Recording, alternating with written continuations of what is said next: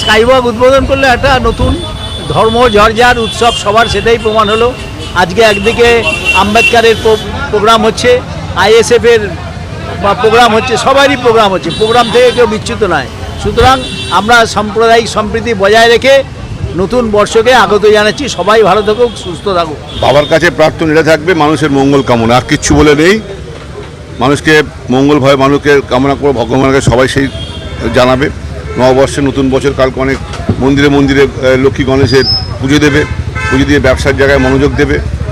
নতুন বছরে শুধু কামনাই থাকবে মানুষের মঙ্গল কামনা, আর কোনো কামনা বলে কিছু নেই। ধর্ম যার যার, আমার ধর্ম আমি মানি। কে কী কোনো ধর্ম নিয়ে যারা ঠাকুরকে সামনে রেখে ভণ্ডামি করে তার মধ্যে নোংরা লোক পৃথিবী থেকে হতে পারে না। আমি সামনে নিয়ে গণেশকে নিয়ে গিয়ে বলবো তৃণমূলে ছাপ দিন, তাহলে কাকে ইয়ে করা হচ্ছে? ঠাকুরটাকে করা হচ্ছে, গণেশ বাবাকে আহ্বান করা হচ্ছে।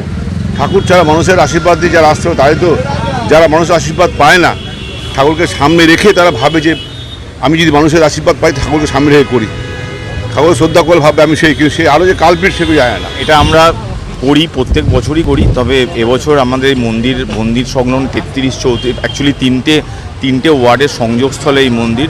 তো সবাই প্রত্যেক ওয়ার্ডের যারা যারা সমাজসেবী আছেন, যারা পৌরপিতা আছেন, সবাই আসেন, আরও অনেক বিশিষ্ট ব্যক্তিবর্গরা আসেন। আমরা প্রত্যেক বছরই করি। তবে এবছর মন্দির আরেকটু তার আড়ম্বরটা একটু বৃদ্ধি পেয়েছে, আর মন্দিরটা যেহেতু রয়েছে সেই জন্য। আর বজরংবলী